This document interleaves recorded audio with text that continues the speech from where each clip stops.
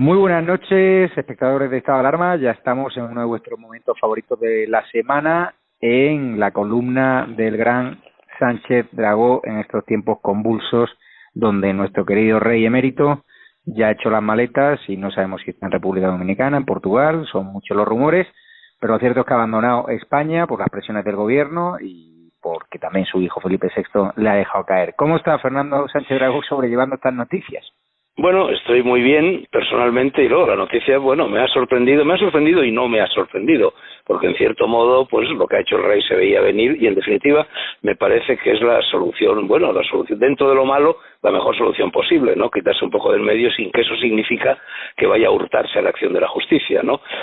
Hombre, es un momento triste para él, triste para la familia, triste también para España y triste también la perspectiva de lo que pueda suceder, porque es evidente, bueno, que los partidarios de la República, que en España nunca han desaparecido del todo y han ido creciendo en los últimos tiempos, pues van a utilizar esta supuesta huida, y digo lo de huida entre comillas, no porque crea que es una huida, no lo es, pues que va a ser dispuesta a colaborar con la justicia, pero van a utilizar esto pues para, en fin, para atizar, para remover las ascuas de la República, y no me parece que nunca en general, ni menos aún en este momento, bueno, sea conveniente tamaño, en fin, tamaño revolcón institucional.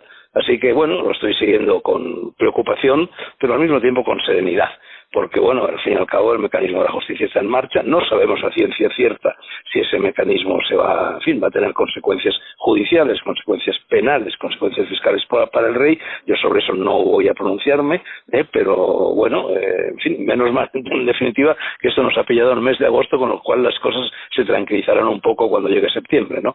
Pero, en fin, seguiremos viéndolo. ¿Qué país, no? ¿Qué doble rasero? Tenemos un vicepresidente del gobierno que ha sido financiado por un régimen como el iraní, donde cuelgan homosexuales, por una narcodictadura como Venezuela. Ahí lo tienen dentro del poder, y al rey, por presunto cobro de comisiones que no han afectado al erario público, se lo han ventilado un día prácticamente para otro.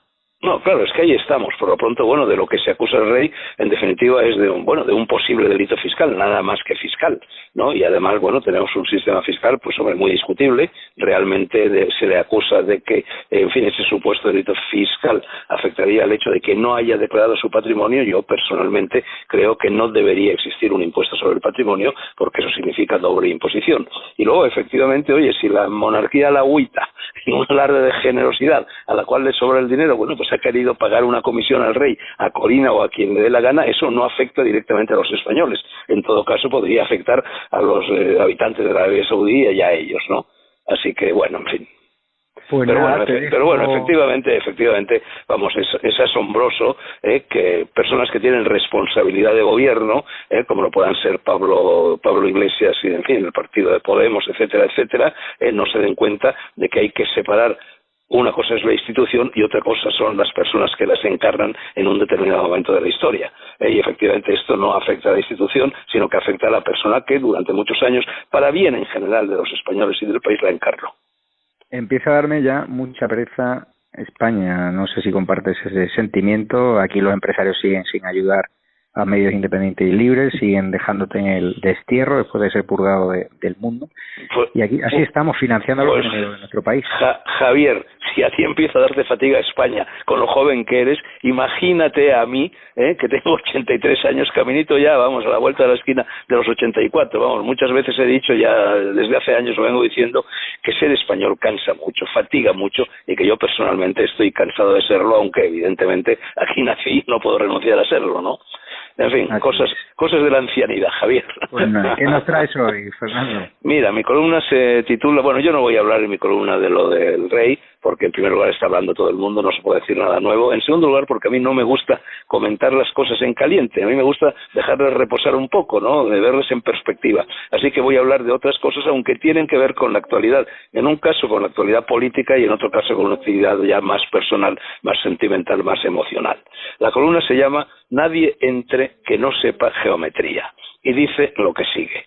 El gobierno, en un nuevo alarde de analfabetismo semántico, acaba de sacar otro conejo de su chistera trilera para ver si con él consigue aturdir un poco más a los gobernados. El truco es tan viejo como el del tocomocho.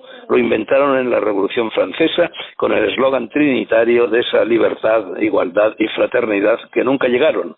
Y luego lo hicieron suyo con criminal eficacia Lenin, Stalin, Hitler, Mao Zedong, Fidel Castro, Pol Pot, Chávez, Maduro y demás ralea. La sombra del totalitarismo es alargada y para que sus fúnebres cipreses se conviertan en bosque y oscurezcan el horizonte, basta, para empezar, con imponer y difundir un neoidioma, como apuntase Orwell en la más célebre de sus novelas, desordenar la gramática, volar la ortografía, dinamitar el diccionario y atribuir un significado distinto a las palabras. Quien desconoce los conceptos acaba confundiendo los valores y se convierte en víctima propiciatoria y pasiva de toda suerte de desmanes o incluso, como los podemitas, en sujeto activo de los mismos. Digo todo esto a cuento del último disparate semántico propuesto por el gobierno.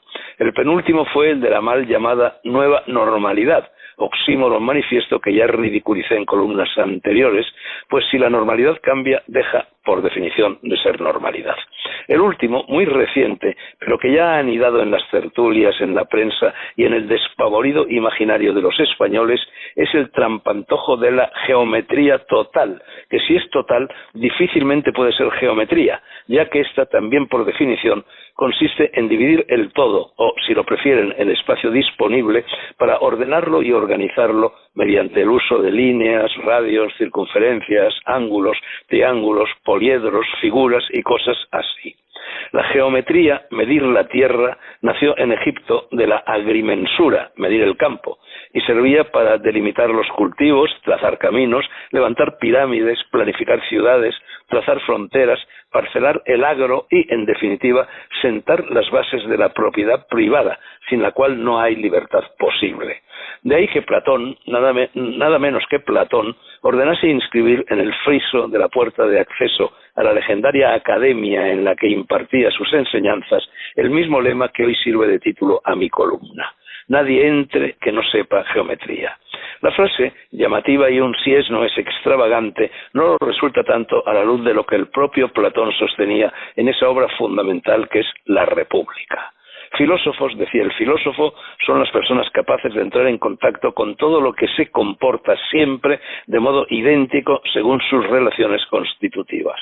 Ese modelo lo suministran las ciencias exactas y, sobre todo, en lo relativo a la política y su ejercicio, la menos abstracta de ellas, que es justamente la geometría. De ahí que, para tener acceso a la academia, se exigiese conocerla. Ya mucho antes de Platón había formulado otro filósofo, Pitágoras, un teorema indiscutible y por ello inamovible.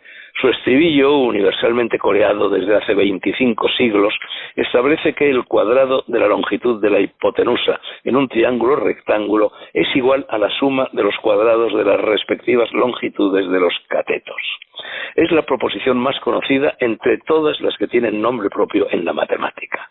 Catetos, en el sentido no geométrico, sino calificativo de la palabra, son los iletrados del gobierno responsables de la insensata y malévola pretensión de sacar adelante los presupuestos generales del Estado recurriendo a la negación de la geometría necesaria para poner orden en la barahunda de los partidos en la que hay dos latifundios, el PSOE y el PP, dos mesofundios, Vox y Podemos, y un sinfín de minifundios.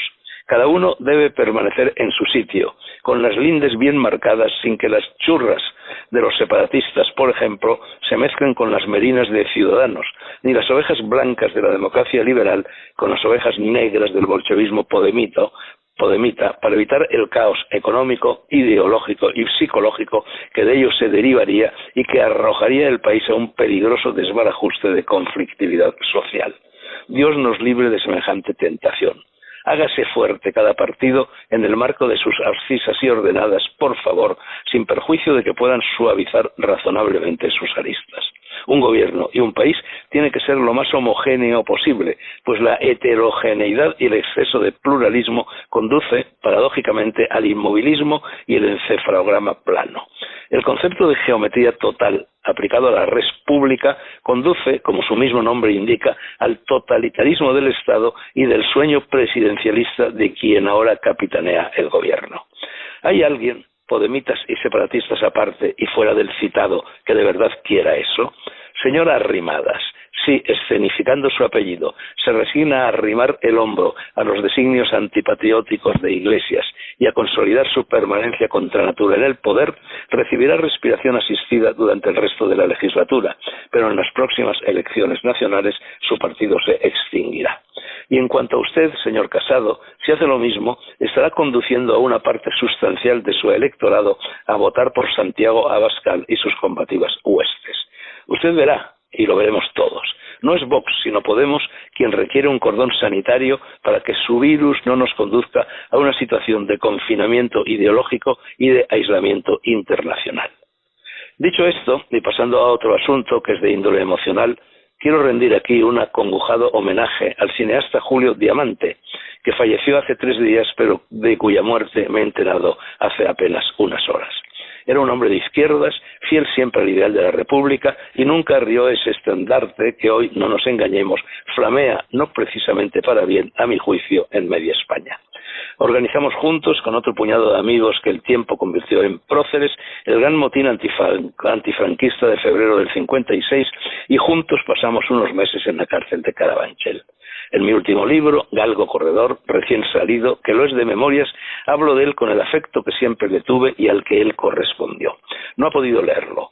Nuestras respectivas posiciones políticas siguieron una evolución muy diferente, pero eso nunca fue óbice para que nuestra amistad prevaleciera.